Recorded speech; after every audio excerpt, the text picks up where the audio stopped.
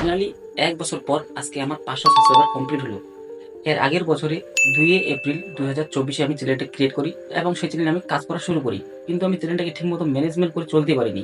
যদি আমি ম্যানেজমেন্ট করে চলতে পারতাম তাহলে কিন্তু আমার এই ৫০০ সাবস্ক্রাইবার আজকে ৫,০০০ এ পরিণত হয়ে যেত বা তার থেকে অধিক।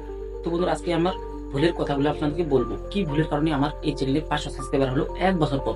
কারো তো একদিনে কমপ্লিট হয়ে যায়, কারোর ২ দিনে কমপ্লিট হয়ে যায়। তো বন্ধুরা, কারো কয়েক ঘন্টার মধ্যে কিন্তু শুধু ৫০০ সাবস্ক্রাইবার না, ১,০০০ সাবস্ক্রাইবারও কমপ্লিট করে নেয়। কিন্তু ১ বছর হওয়ার পরেও আমার সাবস্ক্রাইবার এখন মাত্র ৫০০। তো বন্ধুরা, এই ৫০০ সাবস্ক্রাইবার হয়েছে, এক তো হচ্ছে আমি এখানে ঠিকমতো ম্যানেজমেন্ট করতে পারিনি চ্যানেলটাকে।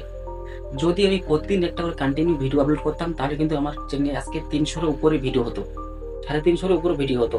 যদি আমি কন্টিনিউ চ্যানেলে ভিডিও আপলোড করতাম, যদি আমি কন্টিনিউ ভিডিও আপলোড করতাম তাহলে কিন্তু আমার চ্যানেলের রিচটা বেশি থাকতো, আমার চ্যানেলের সাবস্ক্রাইবারও বেশি হতো। কিন্তু আমি ঠিকমতো ম্যানেজমেন্ট করে চলতে পারিনি, তার জন্য আজকে আমার ৫০০ সাবস্ক্রাইবার ১ বছর পরেও। তো বন্ধুরা, এখানে আরেকটা ভুল হচ্ছে ইউটিউবের।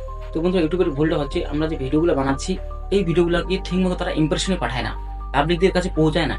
পাবলিকদের কাছে যদি না পৌঁছায় তাহলে আমাদের ভিডিওতে কিভাবে ভিউজ আসবে? আমি যদি ১০০০ গুণ ভালো ভিডিও তৈরি করি তবুও কিন্তু আমার ভিডিওতে ভিউজ আসবে না, যদি সেই ভিডিওটা পাবলিকের কাছে না পৌঁছায়। আমার ভিডিওটা যদি আপনার কাছে না পৌঁছায় তাহলে আপনি কি করে দেখবেন ভিডিওটা?